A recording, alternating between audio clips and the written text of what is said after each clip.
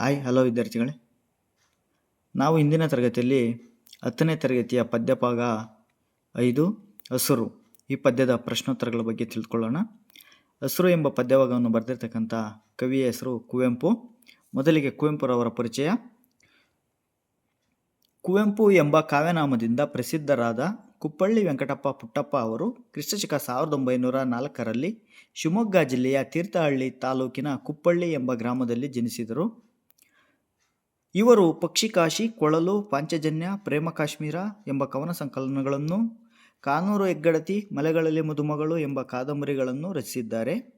ಇವರ ಶ್ರೀರಾಮಾಯಣ ದರ್ಶನಂ ಮಹಾಕಾವ್ಯಕ್ಕೆ ಭಾರತೀಯ ಜ್ಞಾನಪೀಠ ಪ್ರಶಸ್ತಿ ಹಾಗೂ ಕೇಂದ್ರ ಸಾಹಿತ್ಯ ಅಕಾಡೆಮಿ ಪ್ರಶಸ್ತಿಗಳು ಲಭಿಸಿವೆ. ನಂತರ ಒಂದು ವಾಕ್ಯದಲ್ಲಿ ಉತ್ತರಿಸಿ. ಮೊದಲನೇ ಪ್ರಶ್ನೆ, ಆಶ್ವಯುಜದ ಭತ್ತದ ಗದ್ದೆಯ ಬಣ್ಣ ಯಾವ ಹಸುರಿನಂತಿದೆ? ಉತ್ತರ, ಆಶ್ವಯುಜದ ಭತ್ತದ ಗದ್ದೆಯ ಬಣ್ಣ ಗಿಳಿ ಹಸುರಿನಂತಿದೆ. ಎರಡನೇ ಪ್ರಶ್ನೆ, ಕವಿಯು ನೋಡಿದ ಅಡಕೆಯ ತೋಟ ಎಲ್ಲಿದೆ? ಉತ್ತರ, ಕವಿಯು ನೋಡಿದ ಅಡಕೆಯ ತೋಟ ಬನದ ಅಂಚಿನಲ್ಲಿದೆ. ಮೂರನೇ ಪ್ರಶ್ನೆ, ಹಸುರು ಎಂಬುದು ಯಾವುದನ್ನು ಕಂಡು ಪ್ರೇರಿತವಾದ ಕವನವಾಗಿದೆ? ಉತ್ತರ, ಹಸುರು ಎಂಬುದು ಆಶ್ವಯುಜ ಮಾಸದ ನವರಾತ್ರಿಯಲ್ಲಿ ಪ್ರಕೃತಿಯಲ್ಲಿ ಹೆಪ್ಪುಗಟ್ಟಿದ ಹಚ್ಚ ಹಸುರನ್ನು ಕಂಡು ಪ್ರೇರಿತವಾದ ಕವನವಾಗಿದೆ. ನಾಲ್ಕನೇ ಪ್ರಶ್ನೆ, ಕವಿಗೆ ಹುಲ್ಲಿನ ಹಾಸು ಯಾವ ರೀತಿ ಕಂಡಿದೆ? ಉತ್ತರ, ಕವಿಗೆ ಹುಲ್ಲಿನ ಹಾಸು ಮಖಮಲ್ಲಿನ ಹೊಸಪಚ್ಚೆಯ ಜಮಖಾನದಂತೆ ಕಂಡಿದೆ. ನೆಕ್ಸ್ಟ್ ಮೇನ್, ಕೊಟ್ಟಿರುವ ಪ್ರಶ್ನೆಗಳಿಗೆ 3-4 ವಾಕ್ಯಗಳಲ್ಲಿ ಉತ್ತರಿಸಿ. ಮೊದಲನೆಯ ಪ್ರಶ್ನೆ, ಕವಿಗೆ ಯಾವುದರಲ್ಲಿ ಆಗಸದಿಂದ ಬಿಸಿಲವರೆಗೂ ಹಸುರು ಕಾಣುತ್ತಿದೆ?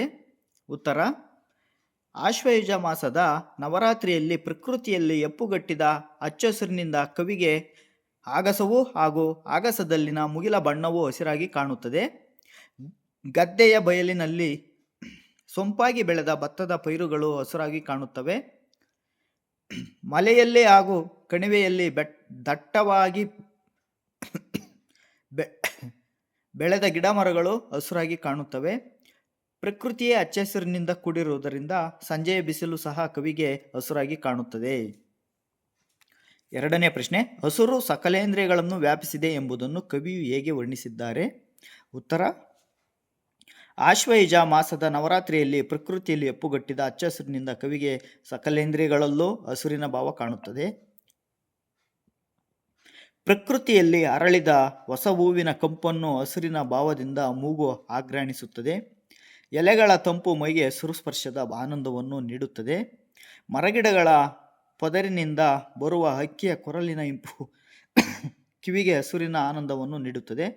ಹಸುರು ಇಳೆಯ ಉಸಿರಾಗಿದೆ. ಹೀಗೆ ಹಸುರು ಸಕಲೇಂದ್ರಿಯಗಳನ್ನು ವ್ಯಾಪಿಸಿದೆ.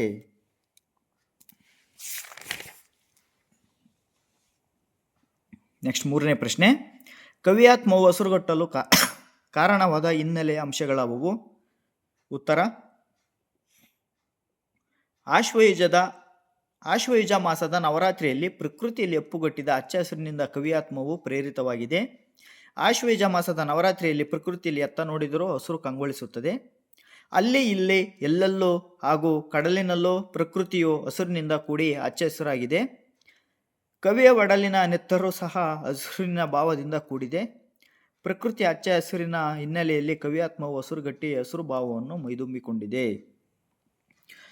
ನೆಕ್ಸ್ಟ್ ಮೇನ್, ಸಂದರ್ಭ ಸಹಿತ ಸ್ವಾರಸ್ಯವನ್ನು ಬರೆಯಿರಿ. ಮೊದಲನೇ ಪ್ರಶ್ನೆ, ಹಸುರಾದುದು ಕವಿಯಾತ್ಮ. ಉತ್ತರ, ಆಯ್ಕೆ. ಈ ವಾಕ್ಯವನ್ನು ಕುವೆಂಪು ಅವರು ರಚಿಸಿರುವ ಪಕ್ಷಿಕಾಶಿ ಎಂಬ ಕವನ ಸಂಕಲನದಿಂದ ಆಯ್ದ ಹಸುರು ಎಂಬ ಪದ್ಯಭಾಗದಿಂದ ಆರಿಸಿಕೊಳ್ಳಲಾಗಿದೆ. ಸಂದರ್ಭ, ಕುವೆಂಪು ಅವರು ಕುಪ್ಪಳ್ಳಿಯ ಕವಿಶೈಲದಲ್ಲಿ ಆಶ್ವಯುಜ ಮಾಸದ ನವರಾತ್ರಿಯಲ್ಲಿ ಕುಳಿತು ಆನಂದದಿಂದ ಸವಿದ ಪ್ರಕೃತಿ ಹಚ್ಚ ಹಸಿರಿನ ಸೌಂದರ್ಯದ ವರ್ಣನೆಯನ್ನು ಮಾಡುವ ಸಂದರ್ಭದಲ್ಲಿ ಈ ಮಾತು ಬಂದಿದೆ. ಸ್ವಾರಸ್ಯ, ಆಶ್ವಯುಜ ಮಾಸದ ನವರಾತ್ರಿಯಲ್ಲಿ ಮಲೆನಾಡಿನ ಹಚ್ಚ ಹಸಿರಿನ ನೋಟ ಕವಿಯ ಆತ್ಮವನ್ನು ಹಸಿರಾಗಿಸಿ ಆನಂದಭೂತಿಯನ್ನು ಅನುಭವಿಸುತ್ತಿತ್ತು ಎಂಬುದನ್ನು ಸ್ವಾರಸ್ಯಪೂರ್ಣವಾಗಿ ವರ್ಣಿಸಲಾಗಿದೆ. ನೆಕ್ಸ್ಟ್ ಪ್ರಶ್ನೆ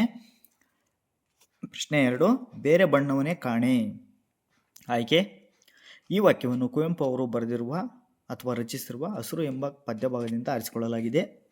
ಸಂದರ್ಭ, ಕುವೆಂಪು ಅವರು ಕವಿಶೈಲದಲ್ಲಿ ಆಶ್ವಯುಜ ಮಾಸದ ನವರಾತ್ರಿಯಲ್ಲಿ ಕುಳಿತು ಆನಂದದಿಂದ ಸವಿದ ಪ್ರಕೃತಿಯ ಹಚ್ಚ ಹಸಿರಿನ ಸೌಂದರ್ಯದ ವರ್ಣನೆಯನ್ನು ಮಾಡುವ ಸಂದರ್ಭದಲ್ಲಿ ಈ ಮಾತು ಬಂದಿದೆ. ಸ್ವಾರಸ್ಯ: ಮಲೆನಾಡಿನಲ್ಲಿ ಭೂಮಿಯ ತುಂಬ ಹೊಸ ಹಸುರು ಬಣ್ಣದ ಮಖಮಲ್ಲಿನ ಜಮಖಾನೆಯನ್ನು ಹರಡಿಸಿ ಭೂದೇವಿಯ ಮೈ ಮುಚ್ಚಿದಂತೆ ಕಾಣುತ್ತಿದೆ. ಆದ್ದರಿಂದ ಇಲ್ಲಿ ಬೇರೆ ಬಣ್ಣಗಳು ಕಾಣುತ್ತಿಲ್ಲ ಎಂಬುದು ಈ ಮಾತಿನ ಸ್ವಾರಸ್ಯವಾಗಿದೆ.